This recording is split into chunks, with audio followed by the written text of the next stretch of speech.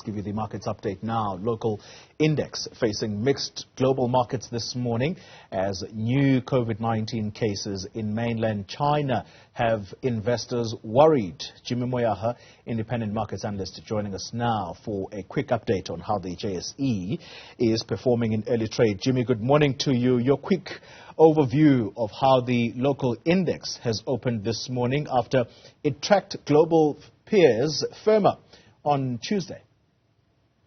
Morning, Colin. Morning to our viewers. JSE opened in the positive. We're seeing some early signs of some positivity across certain sectors.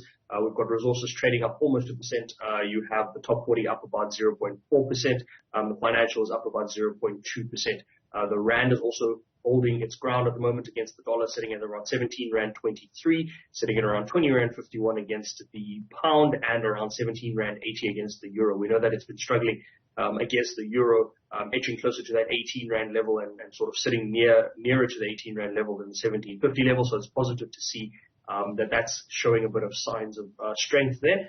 We've got some stocks on the local front performing really well as well. We've got Naspers that released results today. We've got Telkom that also released results. And we're seeing that in early trade, guys like Impala up about 1%, AngloGold up about 2% as well. So while there are still global fears overall and global concerns around things like the Chinese demand and the Chinese COVID cases resurging, we're still seeing a bit of positivity on our side, and that's always a good start. Let's talk the headline inflation rate for October. That's expected to come out as Stats SA will brief this morning.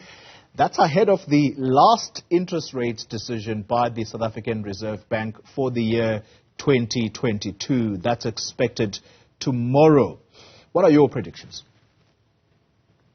Well, at the moment, the consensus around the Stats SA numbers is that the core inflation as well as headline inflation are going to come in only marginally off of the last read. The last read of headline inflation was about 7.5%. We're expecting this to come in at about 7.4%. Core inflation probably at about 4.8% from the last read of 4.7%. So that's likely to still give the Reserve Bank some room for them to increase rates. They still very much want that headline inflation figure to come back towards that mid-range of between 3 to 6% that they've seen or that they've been able to maintain for the longest time. So we might definitely see a rate hike. Whether or not we'll see 75 basis points or 400 basis points will likely be determined by the significance of today's data. If the data today is a significant improvement, we might see a more relaxed approach from the central bank. But at this stage, all signs point to the Reserve Bank still maintaining their stance to say that for the moment, inflation is still considerably high and they need to get it back towards positive levels. What we could see is the inflation or the interest rate announcement rather that we'll get tomorrow could give us potential for strengthening of the rand, possibly towards that 17 Rand level against the dollar. Whether or not we'll be able to breach and sustain below that level would depend largely on the rate hike size that we get and on the expectations that the Reserve Bank has or of the view that they have of the coming months going into the new year. Yeah, let's quickly talk company news. Telkom publishing its interim results for the 6 months, which ended on the 30th of September 2022. How are their numbers looking? So not the best set of results from Telkom. Revenues were down marginally. Their earnings before interest and tax was down quite a bit, about 17% there. They did have their headline earnings per share and basic earnings per share also down more than 50%. We know that Telkom, of course, has been going through quite a bit of changes around their increases in infrastructure costs. They've been looking to list their SwiftNet business. They've said that their services revenue was up about 20% or so, and their diesel expenses were also up as a result of load shedding, of course, much like other producers or other companies within South Africa. They did say that they're still contemplating looking at that SwiftNet business and seeing how they can unlock some value from it, possibly. We know that in the past they toyed with the idea of listing it separately as a business, but now they're still saying that they're going to explore greater options and they've got approval from the board to explore those options in terms of just unlocking the value there. They're saying that some of their other units like their OpenServe businesses and their BCX business is doing really well for them. But going forward, I think the consensus, much like other companies, is that a strained consumer will not be the best for them and will not provide the best in terms of revenues. We know that they've seen an increase in costs where it relates to headset costs, and that's affected their free cash flow quite significantly at a group level as well.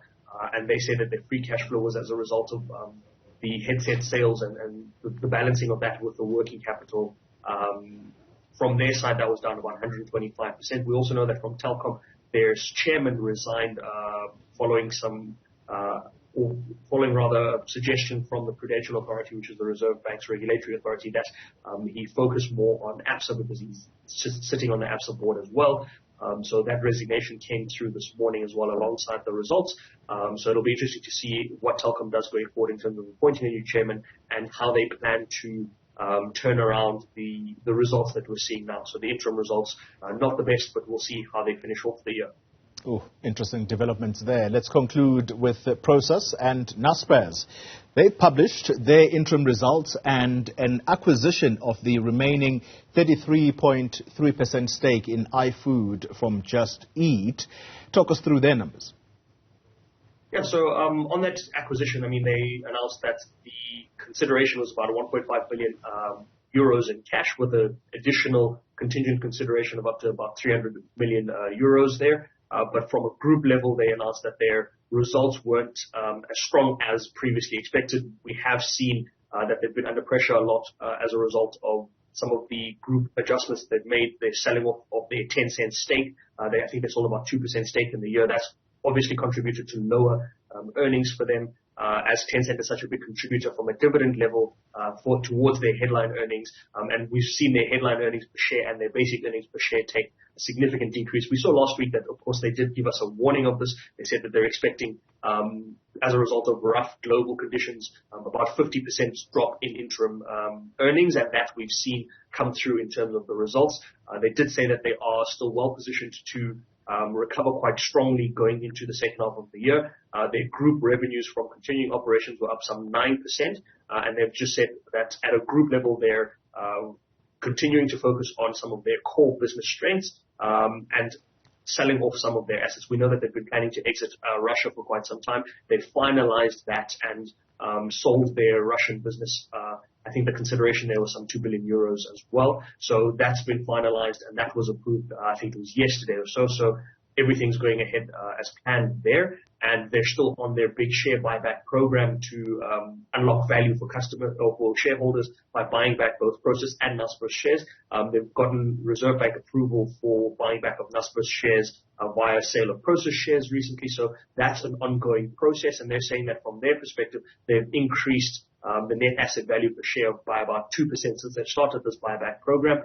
They've bought back, I think, something in the tune of about $4.1 billion worth of shares since they've started this buyback program. And it's because it's open-ended, they're going to continue to do it for as long as they can give their shareholders some value.